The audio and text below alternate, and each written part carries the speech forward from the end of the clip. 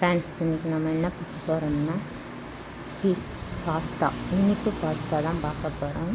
இது எப்படி செய்கிறதுன்னு பார்க்கலாங்க. பாஸ்தாவை இந்த மாதிரி வேக வச்சு எடுத்துக்கிறோங்க. இது சீஸ் பாஸ்தா நம்ம செய்ய போகிறது. இனிப்பாக நல்லா டேஸ்ட்டாக இருக்கும். கிட்ஸுக்கு ரொம்ப பிடிக்கும்.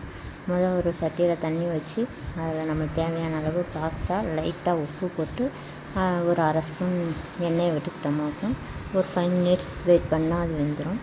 அதுக்கப்புறம் ஒரு கடாயை வச்சு அதில் தேவையான அளவு நெய் விட்டுக்காங்க. நெய் சூடான பிறகு பால் சேர்த்துக்கலாம். பால் சேர்த்துட்டு கொஞ்சம் சூடாகட்டும். அதுக்கிடையில் நம்ம அந்த இதை வடித்து வச்சிடலாம் பாஸ்தாவை. இப்போ அதில் தேவையான அளவு சுகர் சேர்த்துக்கலாம். சுகர் சேர்த்து நல்லா கிண்டி விட்டுக்கலாம். இப்போ இதில் சீஸ் 2 பீஸ் சேர்த்துருக்கேன். சேர்த்து விட்டு அது நல்லா இதாகட்டும். கொஞ்சம் மிக்ஸ் பண்ணி விட்டுக்கலாம். இப்போ நம்ம வடித்து வச்சுருக்கோம் இல்லையா பாஸ்தா, அதை உள்ளே போட்டுடலாம்.